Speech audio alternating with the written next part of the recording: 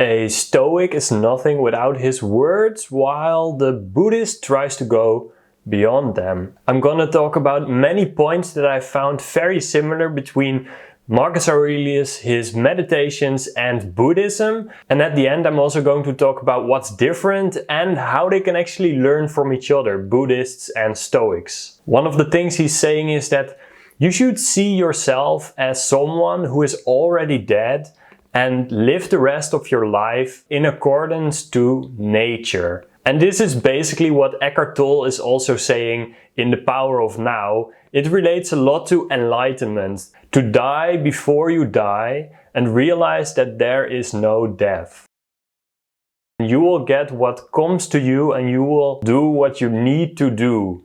And this relates to the previous point of living in accordance to nature, and also relates a lot to the idea of the Tao or the Tao, of how life flows and just accepting whatever comes to you.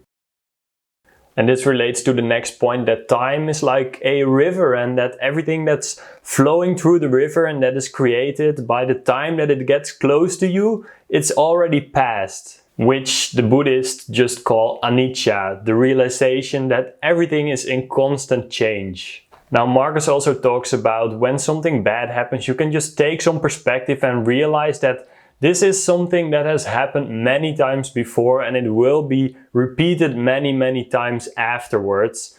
And this also relates to the Buddhist idea of samsara, of this endless circle of life and reincarnation. Although I don't think that Marcus was talking about reincarnation on this level, but he just noticed that many things in life just keep on repeating, but they take on a different form, although the essence stays the same.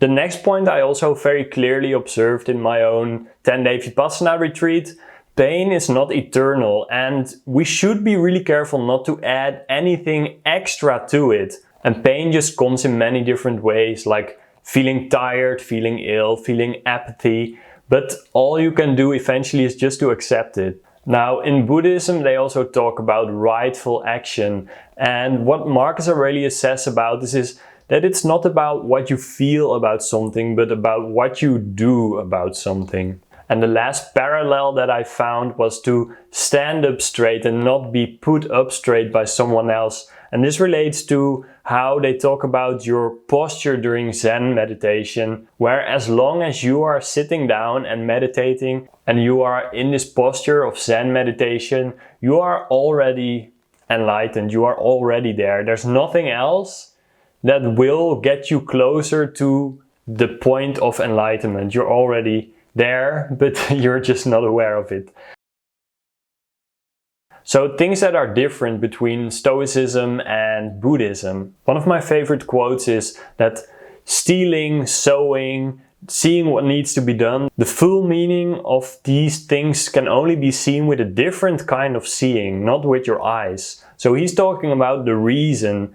And I think this is an advantage compared to Buddhism, because Buddhists tend to look really only at what's here and now and just the raw sensations, while Stoics are more aware of the interactions and the causes and effects of them and their environment and what's within and outside of their control. He goes on and says that whatever comes to you, you have to accept, but to utilize it as much as possible. Well, this relates to The Obstacle is the Way, a famous book about Stoicism. But I think this is also where Stoicism is different from Buddhism, because Stoicism is more about growing and going after something, while Buddhism is more of just accepting really whatever comes to you, and that's integrated in Stoicism. But in my perspective, Buddhism is a bit more relaxed and accepting of everything without trying to grow from it. Now, what I'm personally missing in Stoicism is just the depth of the sensorial experience. So what are we really feeling? What are we really experiencing in our bodies? It tends to feel like they are constantly kind of rationalizing away everything that's happening. They are using their cognition, their words, their reasoning, but by doing that, they are actually missing the actual experience. So the opposite of this, where Buddhists always try to get behind the meaning of the words, to transcend the words, to get to the actual experience, to really feel life at its depths. And that is clearly explained by these Zen koans. For example, what is the sound of one hand clapping?